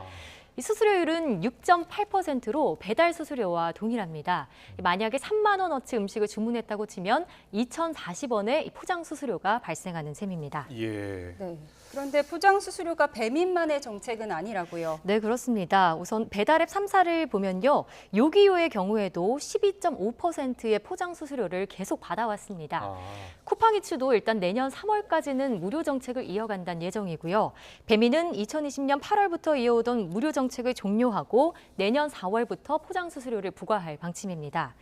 배민 측의 입장 궁금하셨을 텐데요. 이 포장을 하더라도 일반 배달 서비스와 같은 수준의 개발 인력과 유지 관리, 서버 운영 등의 비용이 발생하기 때문에 이 포장을 하더라도 수수료를 매길 수밖에 없다는 입장입니다. 그래요? 배달 수수료를 점주가 어느 정도 내는 것은 알겠는데 포장 수수료도 받는 것은 이해를 못하겠어요. 점주들 불만이 크겠죠? 네, 그렇습니다. 가뜩이나 요새 월세 오르고 있죠. 인건비 높죠. 또 재료비가 줄줄이 오르는 가운데 배달앱 중개 수수료도 만만치 않은데 없던 수수료가 또 생기는 셈이라서 점주들 사이에서는 볼멘 소리가 터져 나오고 있습니다. 이 점주들의 수수료 부담은 메뉴 가격 인상으로 이어질 수 있어서 소비자들에게는 외식 물가가 또 오르는 것 아니냐 이런 우려도 커지고 있는데요. 우선 점주의 목소리 직접 들어보시죠. 저희가 이렇게 매장을 매달 운영하다 보면 매출액의 8 내지 10%를 점주들의 이익으로 가져간다고 보는 것인데 현재 결제 관련 수수료를 3% 정도 부담하고 있는데 여기에다가 중개 수수료를 6.8%를 추가해서 낸다면 9.8% 정도 저희들이 부담을 하게 되는데 이는 너무나 많이 내는 거예요. 저희들이 사실 감당하기 어려운 수준이 되는 겁니다. 네, 수수료가 너무 부담이 돼서 문을 닫는 가게도 제가 봤거든요. 네. 어떻게 하든지 점주 입장을 좀 많이 반영했으면 좋겠습니다. 세 번째 키워드 보겠습니다. 9천억 원대로 급감한 주택 종부세 개편 시동. 네, 종부세가 어떻게 바뀔 것 같습니까? 네, 지난해 결과입니다. 지난해 주택분과 토지분을 합친 전체 종부세 납세 인원은 49만 5천 명으로 1년 전보다 60% 넘게 줄었습니다. 이들의 결정세액 총액은 4조 2천억 원으로 또 2조 5천억 원 한 해 전보다 감소했습니다. 특히 주택분의 종합부동산세를 납부한 인원을 보면요. 1년 전보다 크게 줄어든 것을 지금 표로 확인할 수 있습니다. 재작년 119만 5천 명에서 지난해 40만 8천 명으로 66% 가까이 줄었습니다. 이들이 낸 종부세 역시 재작년 3조 3천억 원에서 71.2% 줄어든 9,500억 원으로 집계됐습니다. 자, 그럼 1세대 1주택자 종부세 납부 대상자도 보겠습니다. 지난해 11만 1,000명, 세액은 913억 원으로 1년 전보다 각각 52.7%, 64.4% 감소했습니다. 네, 1세대 1주택 다주택자 살펴봤는데요. 네. 다주택자 상황은 어떻습니까? 네, 3주택 이상 다주택자 상황 좀 살펴볼게요. 이 3주택 이상 다주택자의 종부세 납세 인원과 결정세 감소 폭이 1주택자보다 더 크게 나타났습니다. 3주택 이상을 보유한 개인 가운데 주택분 종부세를 납부한 인원은 5만 7천 명으로 한 해 전보다 무려 88.2% 줄었습니다. 이들의 결정세액은 1,547억 원으로 90% 넘게 감소했습니다. 불과 1년 만에 10분의 1 규모로 뚝 떨어진 건데요. 집값 하락에 주택분 세율이나 등 정부 감세 조치가 더해진 결과로 풀이됩니다. 자, 종부세 개편 논의한다는데 어떻게 바뀌는 겁니까? 네, 말씀대로 이 대통령실은 종부세 개편을 검토하겠다고 밝혔습니다. 현재 3주택자부터는 최고 5%에 달하는 중과세율이 적용되는데요. 정부는 일단 징벌적 과세 체계인 다주택자 중과세율을 낮추는 방안을 검토하고 있는 것으로 전해졌습니다. 다만 지난해 법인세 수입이 줄어드는 등 이른바 부자 감세로 세수 펑크 규모가 커졌다는 지적이 나오는 가운데 종부세까지 대폭 개편되면 나라 곳간 상황이 더 악화할 수 있는데요. 이 때문에 정부는 야당에서 제기하는 1주택자 종부세 폐지에는 신중한 모습입니다. 네, 잘 들었습니다. 오늘의 경제 픽 황보혜경 경제부 기자와 함께했습니다. 잘 들었습니다. 고맙습니다. 네, 계속해서 주요 기업 단신입니다. KT가 부산에 인터넷 3센터를 구축하고 지난주부터 본격 가동을 시작했습니다. KT는 인터넷 3센터가 비상 상황에서는 재해복구 센터로 기능하고 평소에는 수도권에 집중된 트래픽을 분산, 처리하는 역할을 한다고 설명했습니다. 대한항공은 지난달 아랍에미리트 두바이에서 열린 에어 트랜스포트 월드 항공업계 시상식에서 명예의 전당에 헌액됐다고 밝혔습니다. 항공 전문 매체인 에어 트랜스포트 월드는 50주년을 맞아 명예의 전당을 신설하고 대한항공을 포함해 델타항공, 에미레이트 항공 등 6개 항공사를 헌액했습니다. DLENC가 서울시 산하 중소기업 지원기관인 서울경제진흥원과 함께 개방형 기술혁신, 이른바 오픈 이노베이션 공모전을 엽니다. 모집 분야는 스마트 건설 기술, 탄소 중립 기술, 친환경 에너지 기술, 건설업 혁신 아이디어까지 모두 4개 분야입니다. 삼성전자 서비스가 최신 폴더블 폰인 갤럭시 Z 플립과 폴드5의 디스플레이 단품 수리 서비스 센터를 전국 13곳에서 32곳으로 확대합니다. 삼성전자 서비스는 고객은 수리비를 최대 36%까지 절약할 수 있고 사용 가능한 부품을 최대한 유지해 전자 폐기물 배출량을 줄이는 효과도 있다고 밝혔습니다. 비철금속 소재기업 LSMNM이 세계 최대 광산기업 BHP와 창사 이래 최대 규모의 동광석 구매 계약을 맺었습니다. 계약 물량은 173만 톤으로 연간 조달 물량의 20%고 전기동 52만 톤을 포함해서 귀금속과 희소금속 등 약 7조 원 규모의 제품을 생산하기로 했습니다.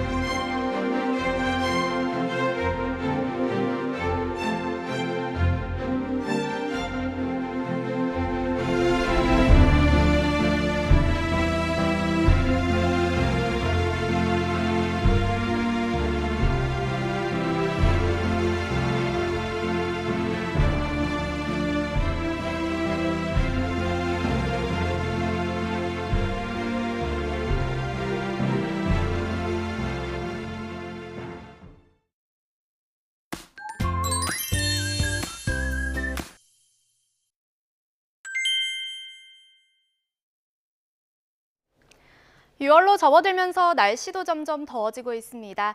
오늘은 서울 등 서쪽 지방을 중심으로 낮더위가 나타났는데요. 내일은 서울이 29도, 절기 망종인 모레는 30도까지 기온이 크게 오르겠습니다. 대기가 불안정해지면서 오늘 밤까지 충청 이남에는 소나기가 지나는 곳이 있겠습니다. 소나기의 양은 5에서 30mm로 지역 간의 강수 편차가 크겠고요. 특히 남부지방을 중심으로는 벼락과 돌풍, 쌀락, 우박이 동반되는 곳도 있어 주의하셔야겠습니다. 소나기가 내리는 호남과 경남 서부 내륙은 내일 아침까지 안개가 짙게 끼겠습니다.